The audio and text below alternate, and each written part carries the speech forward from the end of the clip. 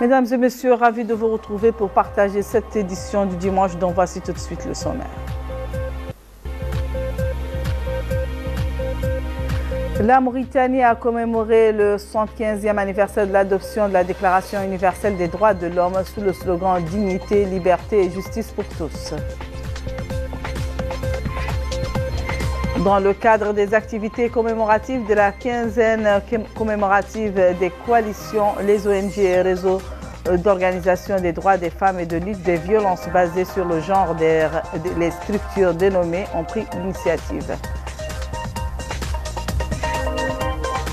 Ce samedi, l'Organisation pour la transparence globale en Mauritanie a organisé une cérémonie au cours de laquelle elle a annoncé les noms des gagnants du concours de journalistes d'investigation et leur a distribué leur prix.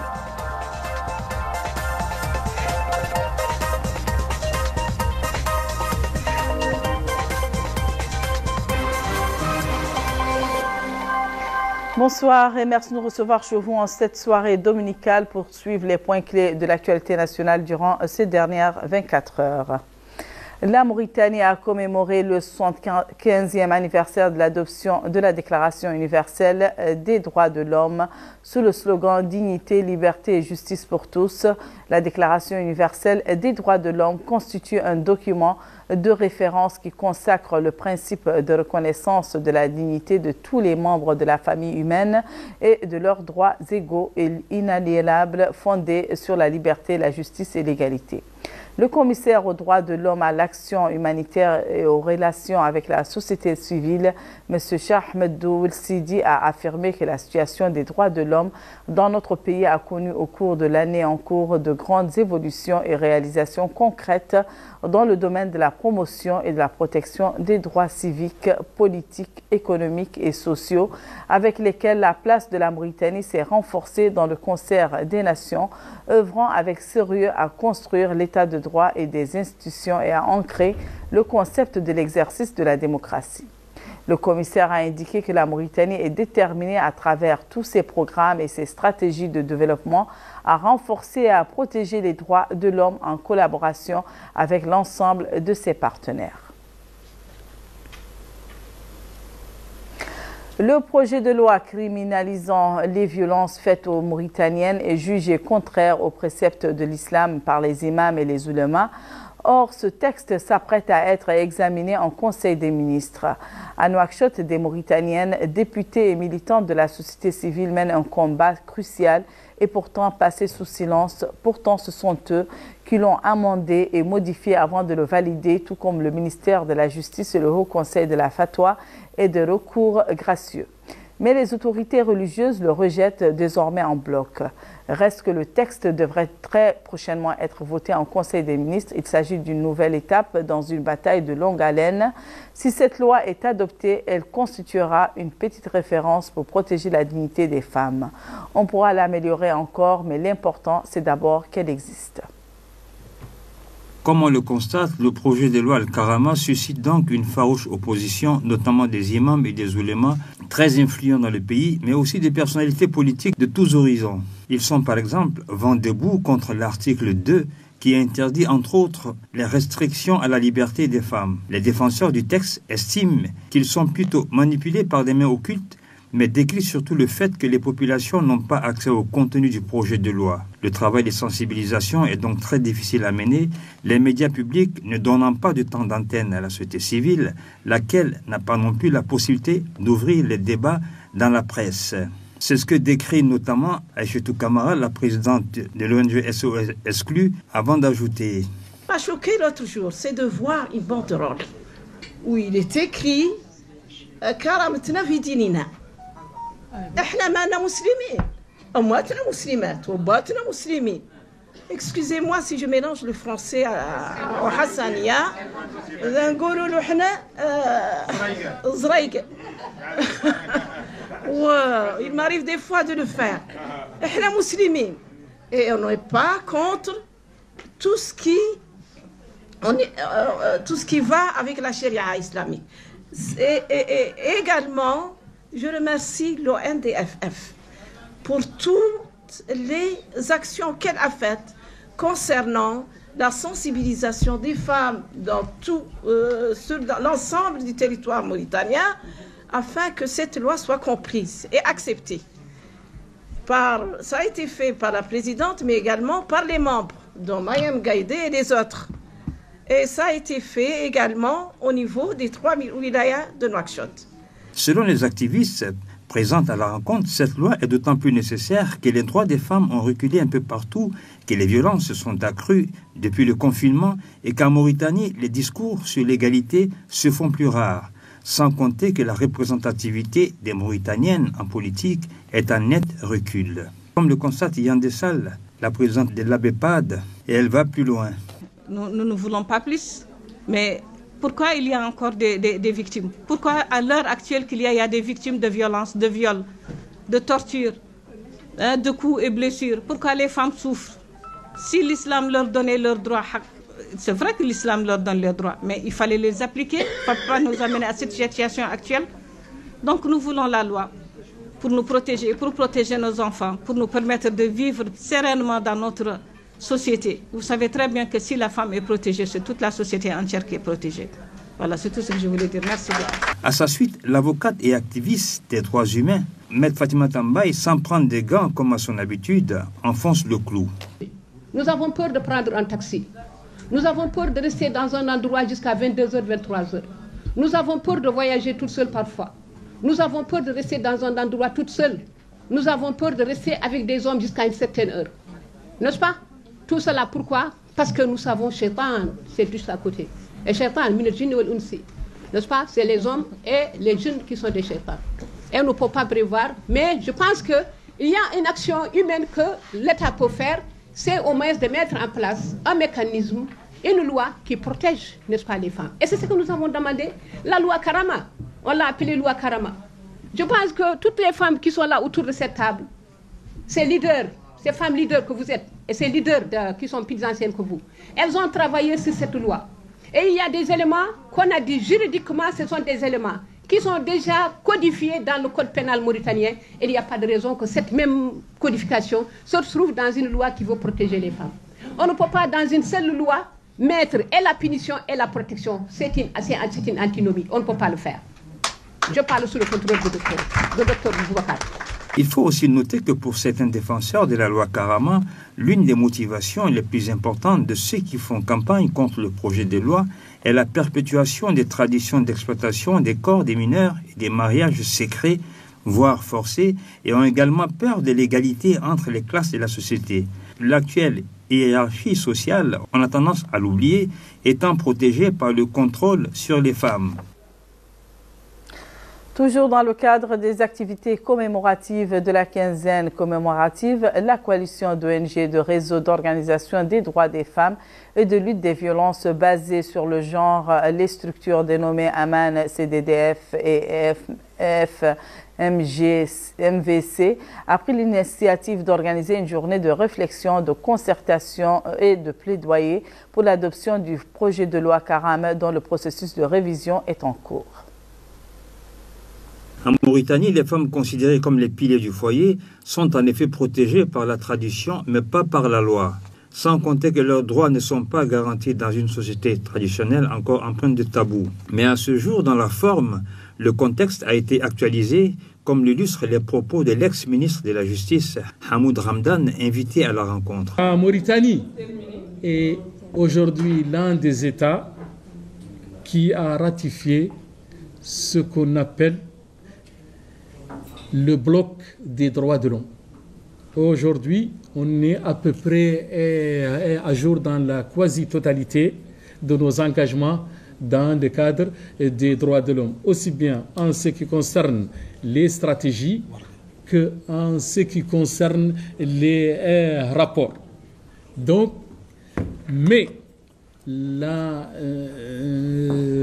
Mauritanie continue aujourd'hui de souffrir de ce phénomène qui a été mis en exergue, qui est la violence à l'égard des femmes et des filles, et qui est multiforme et qui prend de l'ampleur. Il est nécessaire donc d'avoir une riposte globale qui est efficace. Et globale, c'est-à-dire qui touche aussi bien la prévention, la sanction et la prise en charge. Prise en charge aussi bien que des victimes que des auteurs pour éviter la récidive. Cette immense lacune du code pénal, basée sur la charia, a été palliée par le chef de l'État Maouya Ould Taya et qui codifiait pour la première fois le mariage et sa dissolution, mais aussi les successions. Force est de constater que les actes régaliens déjà posés restent perfectibles, comme l'attestent les propos de la présidente de l'ABEPAD, Yandé Sall. Ce qui est désolant, c'est de voir les gens commenter la loi sans avoir compris ce qu'il y a dans la loi. On a entendu beaucoup de choses, effectivement, comme quoi le plus souvent, c'est que la loi Karama est contraire aux préceptes de l'islam. Nous avons toutes des arguments. Nous sommes des femmes mauritaniennes.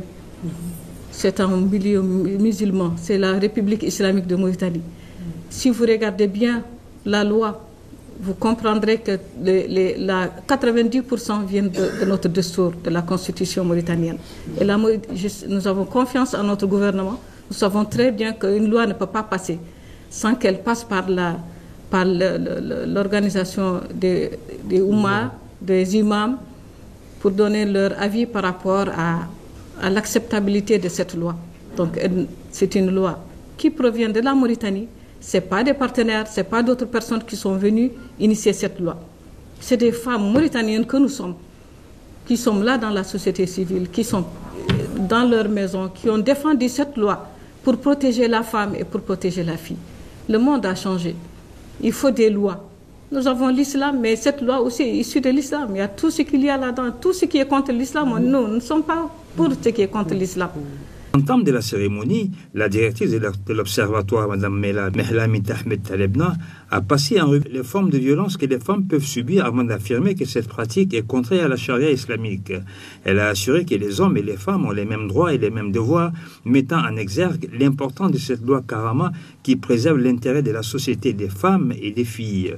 Dans les coulisses des travaux, la présidente de l'ONG Aman, Mme Sikto Mohamed Val, rappelle à notre micro le bien fondé de ce plaidoyer. Et c'est ce que nous voulons. Nous sommes en train dans notre coalition ONG Aman, que je préside, le collectif des droits des femmes et espace femmes militantes à voix croisée. Donc ces espaces qui sont des réseaux et associations qui travaillent dans la défense des droits des femmes, nous nous sommes réunis pour faire cet atelier où nous voulons vraiment changer la mentalité sur ce projet de loi, parler avec des députés, échanger, faire un débat pour pouvoir préparer une stratégie de plaidoyer et de communication qui va être plus efficace pour aider le gouvernement à adopter cette loi dont les femmes mauritaniennes ont vraiment besoin. Il est à rappeler qu'en 2017 déjà, une version plus moderne avait été élaborée en concertation avec les autorités religieuses, mais elle a été rejetée à 2 reprises. L'association Sauvons une vie a organisé samedi en collaboration du programme de médecine d'urgence sous le thème « Comment travailler ensemble pour améliorer la performance du système de santé au bénéfice de la population ». Le forum vise à sensibiliser, à concerter afin d'améliorer le niveau des services de santé et de les rapprocher du citoyen. Il aborde la question des urgences médicales, en particulier celles liées aux accidents de la route et aux transfusions sanguines, tout en mettant l'accent sur l'encouragement aux dons de sang et les conditions de production, de stockage et de transport des produits sanguins.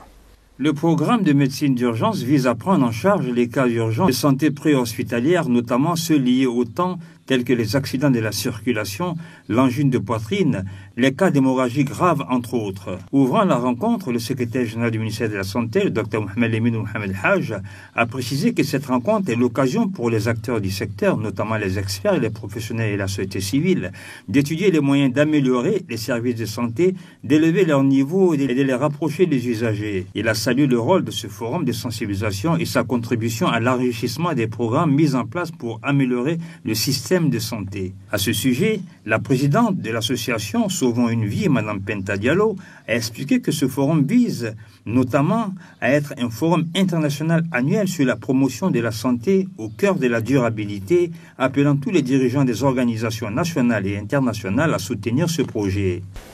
Dans cette même vision, nous sommes de retour aujourd'hui pour la 5e édition qui vise à être un forum international annuel sur la promotion de la santé au cœur de la durabilité. Nous invitons tous les dirigeants des organismes nationaux et internationaux à appuyer ce projet afin de nous aider à la participation à l'amélioration du système sanitaire de notre cher pays, qui est la Mauritanie, qui nous tient à cœur en tant qu'ONG Sauvons une vie. Pour sa part, la coordinatrice de l'Organisation de la Santé du Sud, Mme Monique Michaud, a expliqué que son organisation travaille en partenariat avec le ministère de la Santé sur 2 projets de santé, dont le premier est le projet de lutte contre la drépanocytose pour améliorer la santé, la prévention, le dépistage et la prise en charge de la drépanocytose dans 5 régions. Il était évident que nous soyons toutes et tous réunis aujourd'hui autour de ces belles thématiques dans l'intérêt des populations mauritaniennes. Créée en 1984, Santé Sud est une ONG internationale engagée pour le droit à la santé pour toutes et tous et qui agit pour renforcer durablement les systèmes de santé. Nos programmes sont conçus selon une méthodologie de santé publique fondée sur les droits et l'égalité de genre. Nous agissons sans remplacer, en renforçant les capacités de nos partenaires pour que chacune et chacun ait accès à des soins de qualité. Nos partenaires sont les actrices et les acteurs du système de santé, les autorités publiques de santé, que je salue encore aujourd'hui d'être présents à nos côtés, les services de santé primaire et de référence, les autorités locales des régions d'intervention, les organisations de la société civile vraiment représentées aujourd'hui, qui sont engagées pour le droit à la santé, et les populations. Parce que tout le monde a le droit d'être bien soigné, nous construisons ensemble des systèmes de santé plus efficaces et vertueux et renforçons le pouvoir d'agir des populations sur leur santé. Notons que le programme de médecine d'urgence a été lancé le 19 juin 2023 et fonctionne à travers 5 bases dans la ville de Nouakchott et 20 unités de sécurité routière sur les grands axes routiers et devrait inclure d'ici 2025 l'ensemble du territoire national. Ce samedi, l'Organisation pour la transparence globale en Mauritanie a organisé une cérémonie au cours de laquelle elle a annoncé les noms des gagnants du concours de journalisme d'investigation et leur a distribué leurs prix. Les prix sont divisés en 3 catégories. Les institutions de presse, c'est l'agence de presse indépendante L'Akhbar qui a gagné pour un montant de 2 millions €. La catégorie écrivain journaliste, le prix a été remporté ex aequo par les journalistes Sidi Mohamed Chemmad du site Sahara Media et Mohamed Abdallahi Selmou du site Taqaddoumi pour un montant d'1 500 000 €. La catégorie blogueur a été remportée par la militante des réseaux sociaux Khadijatou Sidina d'une valeur d'1 million €. Le jury du concours comprend le journaliste Moussa Hamed, président, et les journalistes Ba Moussa Seidi et Amna Mentefouna, membres. Le secrétaire général de l'organisation, Mustafa Sidati, a déclaré que l'Organisation pour la transparence globale vise à créer une opinion publique unifiée à lutter contre l'impunité des criminels en dehors des conflits politiques, ajoutant que le dilemme de la corruption nécessite un effort collectif qui ne peut plus être reporté sine die. L'organisation de